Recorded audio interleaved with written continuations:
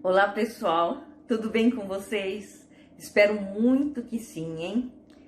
Estamos hoje de volta, depois de 3 semanas ausentes, não é? Para fazer uma nova entrevista. E na entrevista de hoje, a gente vai rumo ao desconhecido, que é a Antártida. Vamos então fazer uma entrevista com um conhecedor do assunto, que é o Sidney Savini. Olha, eu tô aqui estreando um novo vaso para dar muita sorte, que é esse novo logo do Rotary, que é da gestão 2021-2022. Servir para transformar vidas. Eu justamente trouxe aqui esse emblema porque o entrevistado de hoje é um rotariano e ele vai falar sobre a viagem que ele fez para a Antártida. E essa entrevista vai se chamar então Antártida, rumo ao desconhecido. Vamos falar um pouco então sobre o Sidney Savini, que é o nosso entrevistado. Ele nasceu em 1959 na Vila Prudente, São Paulo, capital. Ele teve como primeiro emprego aos 14 anos, vejam vocês, a DERSA, que é o Desenvolvimento Rodoviário Sociedade Anônima, onde permaneceu por 3 anos. Se formou na Faculdade Clarentianas, em São Paulo, capital, na área de Sistemas de Informações. Serviu o Exército no 2º Batalhão de Guardas, tropas de elite de infantaria. Vejam vocês, em São Paulo, capital também, por um ano, em 1978. Em 1979, ao dar baixa no Exército, iniciou carreira no Centenário Banco Comindi, onde permaneceu por 8 anos em cargo de confiança. Após saída da Comindi, iniciou seus trabalhos na Santa Casa de Misericórdia de São Paulo, onde exerceu o cargo de liderança e confiança por 25 anos na área de informática, tendo aposentado em 2013. Procurando auxiliar o próximo e a convite do companheiro Cláudio Rocha, adentrou no Rotary Clube de Suzano em 2013, onde ficou por 3 anos ocupando o cargo de secretário, apoiando novas gerações, Interact e Rotaract, bem como estreitou laços entre o Rotary e o grupamento de escuteiros de Suzano, saindo por motivos particulares, tendo retornado em 2019 a convite do saudoso presidente Edson Januzzi, onde ocupou o cargo de presidente de projetos humanitários, cargo que permaneceu ainda na gestão do presidente Fernando Moreira e que continuará a ocupar na gestão do presidente Abdiel 2021-2022. Em maio de 2021, a convite do companheiro rotariano José Raimundo, foi convidado a ocupar o cargo de secretário no Conselho Deliberativo da Guarda Mirim de Suzano. E ainda, em maio de 2021, tornou-se membro do Conselho Fiscal do Clube Recreativo de Suzano. Então, vamos à entrevista de hoje? Quer falar alguma coisa a mais, Savini? Não, Marisa, não vou acrescentar mais nada. O que você falou já está perfeito. É um prazer estar aqui no seu canal. Vamos então às perguntas, não é? Como surgiu a ideia de você ir ali para o Polo Sul? E como foi seu preparo para essa viagem? E quanto à primeira pergunta, o interesse em visitar o Polo Sul surgiu depois de tantos documentários que eu vi sobre aquecimento global, derretimento das geleiras, essas coisas. E realmente eu tive que fazer um preparo intensivo antes de viajar.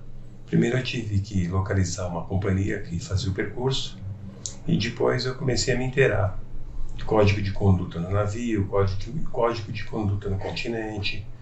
Então comecei a fazer um preparo, fortalecimento, aeróbica, porque eu não sabia que tipo de terreno que eu ia encontrar, os obstáculos que iam ter no caminho. Então fiz esse preparo. Fiz um check-up também, uma lavagem do ouvido para não evitar infecção, revisão do coração, pulmão, essas coisas básicas, né? Revisão dentária, principalmente. Eu fiquei imagina uma dor de dente naquele lugar, né? Apesar que o navio tem recurso, mas a gente não pode confiar em tudo, mesmo porque é uma aventura assim que é inexplicável, a gente não sabe o que vai acontecer. Na realidade, a gente não tem noção, né? E depois disso, desse preparo, eu me inteirei das vestimentas que precisava, então comprei a roupa segunda pele, que é uma malha que você veste tanto calça como camiseta, e balaclava, que é um capuz ninja que você coloca, e luvas. Todo esse material, essa vestimenta é feito com nanopartículas de prata, porque ela não deixa o suor ficar em contato com a pele e mantém o aquecimento do corpo, mantém o calor corporal. Porque geralmente a gente perde calor nas partes expostas, que seria o pescoço, as mãos, né? Então essa vestimenta protege muito. Então essa seria a segunda pele. A terceira pele seria as blusas e vestimenta de inverno que a gente usa normalmente em casa. E depois a quarta pele seria os impermeáveis, a bota à prova d'água, calça impermeável, a jaqueta polar, que é uma jaqueta no tom amarelo, para caso o expedicionário, na realidade, nesse navio não se fala passageiro, se fala expedicionário por conta do critério da viagem. Então, a gente usa essa jaqueta na cor amarela para se destacar com o fundo branco, o eterno branco da Antártida, né? Então, é todo esse preparo que tem. E aí a gente também leva um cantil térmico, porque tem que levar água, porque se der sede alguma coisa, ele deixa a água em estado líquido, porque tudo lá congela, né? E também tem uma bolsa que você coloca os eletrônicos dentro, para quando você estiver no continente, se cair no chão alguma coisa, não molha, não estraga. Então, basicamente, esse é o preparo para ir. Esse preparo é assim, quando chega lá na Antártida, tem toda uma fiscalização na tua vestimenta, eles te olham de cima a baixo, a tripulação, porque se estiver faltando um item de segurança, que seria uma blusa, todo esse equipamento que eu falei, eles não deixam descer do navio, não deixam desembarcar. Então o navio, quando ele chega lá no continente, ele atraca num lugar que tem um mar calmo, numa enseada, alguma coisa assim, e a gente desembarca nas lanchas Zodíaco, né? Essas lanchas são lanchas rápidas, cabem 20 pessoas, né? E aí deixam a gente no continente. Chegando no continente, a gente vai lá, explora com a equipe deles, né? E depois a gente retorna para o navio e vai continuando o percurso. Então, basicamente, esse seria aí o preparo antes de viajar, ok? Então, Savini, qual a distância, duração e o caminho que você percorreu nessa glamurosa viagem? Ai, que frio! Ainda referente à sua pergunta número 1, eu esqueci de mencionar, a gente tem que levar um item essencial, que é um óculos de sol com proteção UV. Por que que acontece? Se você não tiver esse óculos, o brilho refletido na neve é tão intenso que ele pode causar um fenômeno que se chama snowblindness, que seria a queima do globo ocular. Então pode ter queimadura, pode ficar grave o negócio. Então tem que ter essa proteção, porque quando o sol bate na neve realmente reflete e você não vê nada. Então tem que ter aquele óculos tipo de esquiador, entendeu? E a distância e a duração do percurso. A distância é assim, é o percurso. Eu embarquei em Guarulhos, num voo, depois até Buenos Aires. Em Buenos Aires peguei um outro avião e fui até Ushuaia. Ushuaia é considerada a cidade do fim do mundo, porque é a última cidade do continente. Ushuaia na Argentina. Então fica ali na região onde tem a Patagônia, onde tem muitas geleiras, enfim, é um lugar assim fantástico. E chegando lá em Ushuaia, eu peguei um navio. Esse navio percorre a passagem de Drake, que seria 650 quilômetros de mar, que liga a Antártida ao continente sul-americano. A profundidade lá no local varia, pode chegar até 3.400 metros. É o mar mais bravio do planeta, porque é o encontro da água do Oceano Antártico com o Oceano Atlântico. Então é terrível, o lugar é terrível.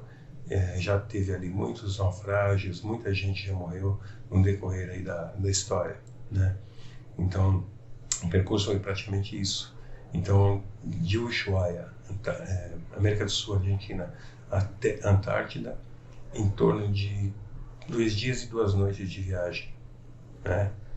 Que percorre esse trajeto nesse mar bravio, e muito assim, um mar terrível, terrível mesmo. Tem muita história, né, nesse oceano. Então, basicamente, é isso. E o total da viagem de ida, desde Guarulhos até a Península Antártica, seria de 8.177 quilômetros. E basicamente é isso, ok? Bom, para a gente se inteirar mais sobre Antártida, eu vou fazer a terceira pergunta. O que é o Tratado da Antártida? Qual é o critério de ocupação nessa região tão fria? E quais as dificuldades que os seres humanos encontram nessa região gelada? Bom, respondendo a sua terceira pergunta, o Tratado da Antártida é um tratado que foi, vamos dizer assim, elaborado em 1959. E em 1991 ele foi prorrogado por mais 50 anos, então ele vai durar até 2041. O que esse tratado reza? Que não vai haver discórdia, não vai haver disputa pelo território da Antártida entre os países, que não vai virar uma zona de conflito. Então não pode ter teste nuclear, testes militares, pode ter nada desse tipo. Então é um lugar assim que tem que ser preservado. Para você ter uma ideia, não pode ser introduzido lá nem planta, nem animal, nada. Tudo tem que ser no mais estrito controle. Então ninguém pode, vamos falar assim, vai usar o pinguim, a foca como alimento, porque tem muita fiscalização. É o continente, dizem que é o continente mais vigiado hoje do planeta, né? Então eles têm que preservar, e por conta desse tratado, ele virou tipo assim, a Antártida hoje pode ser considerada patrimônio da humanidade, ok? Vamos então à quarta questão, né? A quarta pergunta, para a gente tomar assim, bastante conhecimento dessa região. Como uma boa bióloga que sou, vamos falar então qual é a fauna, qual é a flora que existe nessa região, nesse continente. Bom, Marilza, vamos à quarta questão. A fauna. Lá existe a cadeia alimentar, vamos dizer assim, o ecossistema é mais no litoral, né? Não é dentro da Antártida, é mais no litoral por conta dentro do continente antártico é muito frio, então a vida lá é impossível. Então a vida, ela está ali, vamos dizer assim, situada no litoral. Então tem fitoplâncton, que é uma espécie de vegetal que o camarão crio se alimenta. Depois o crio alimenta a sardinha e os outros peixes, e a sardinha alimenta os pinguins, e os pinguins alimentam as focas, e as focas alimentam os golfinhos e as baleias. E a orca, que na realidade a orca não é uma baleia, pode ser considerada um golfinho. Então, basicamente, a fauna local é isso. Beleza? Tá respondida aí sua pergunta. Durante a sua viagem, você assim teve algum momento assim de pânico, vamos dizer, de apreensão? E qual foi esse momento?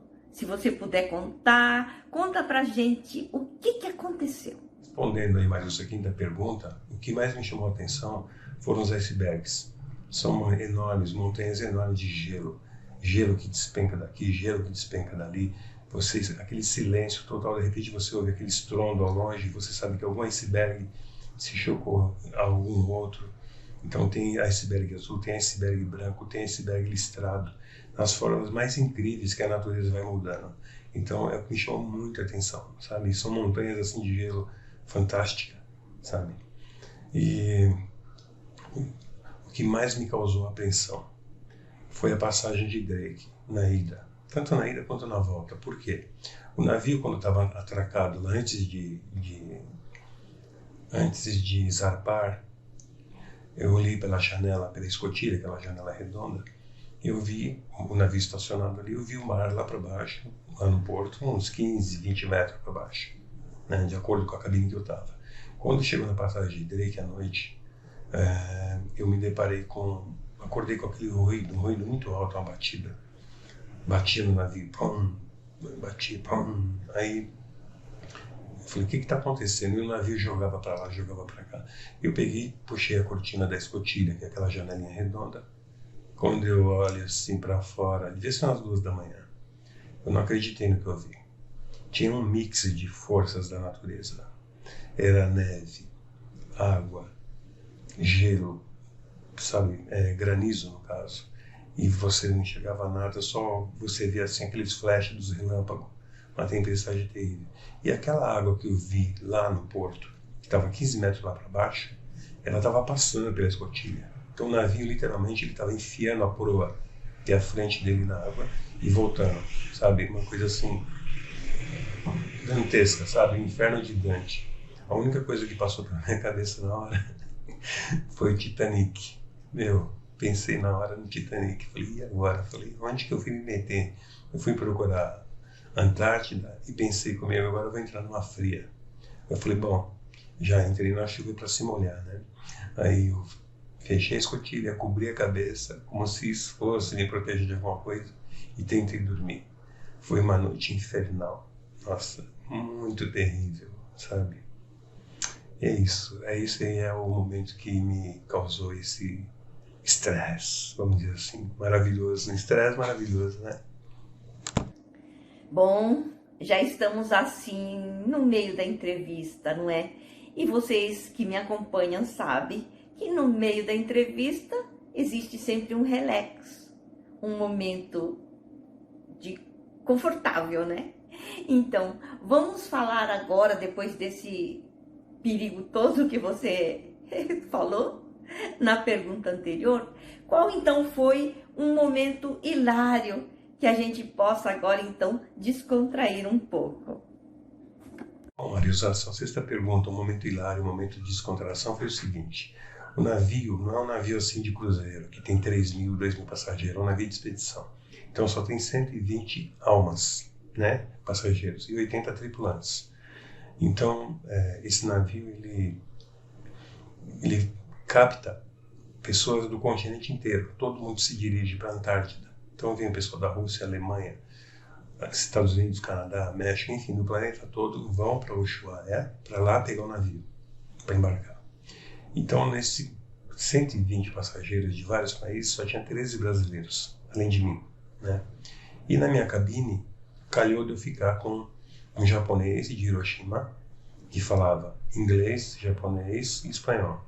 E um canadense, que só falava inglês. Né? E eu falava, porque, claro, né, português e um parco espanhol. Então, o que acontecia? Eu falava com o japonês em espanhol e com mímica, o japonês traduzia para o canadense em inglês, o canadense falava e o japonês traduzia para mim.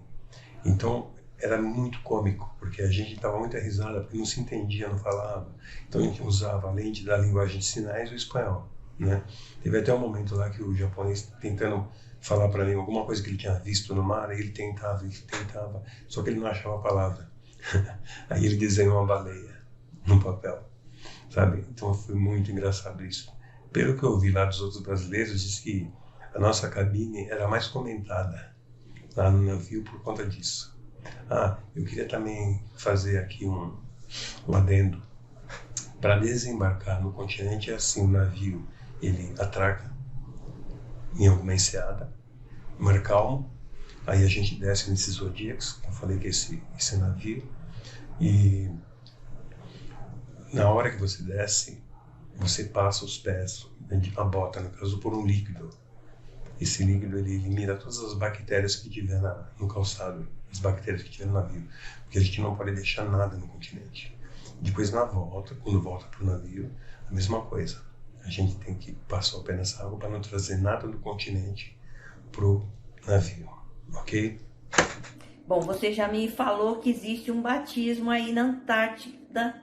Então, conta pra gente, o que é o batismo da Antártida? Oi, Marisa. Bom, o batismo na Antártida é o seguinte. Basicamente, eles te amarram um cabo de segurança e você salta no mar, só de roupa de banho, traje de banho, né?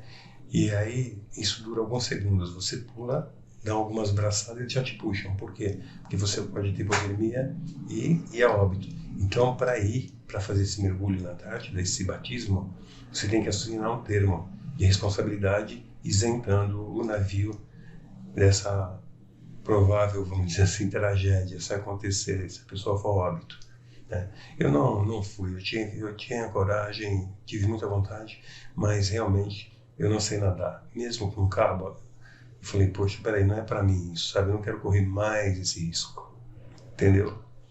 E foi assim, né? O batismo é isso. Eu também queria comentar uma perseguição que eu vi de uma foca leopardo com um pinguim. Aí o pinguim, em dado momento, ele tentou subir, né, na plataforma de gelo, só que estava muito escorregadia em formato de côncavo. Então ele patinava e não conseguiu, até a hora que a foca veio, catou ele pelo pescoço e levou. Aí eu pensei, nossa, esse daí nunca mais vai ver a luz do sol. E basicamente foi isso. Hoje no continente antártico tem um lema que as pessoas procuram seguir, né, que seria assim: não deixar nada além de pegadas, não tirar nada além de fotos e não matar nada além do tempo.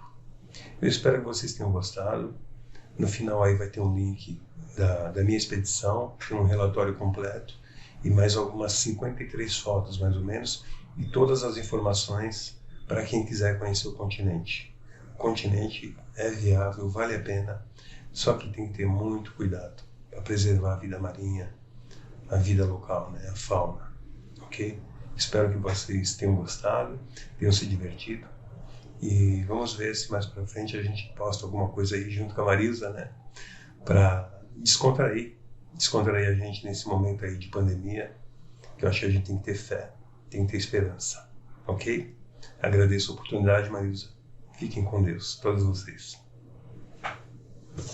Inscreva-se no meu canal, Marilza Caria.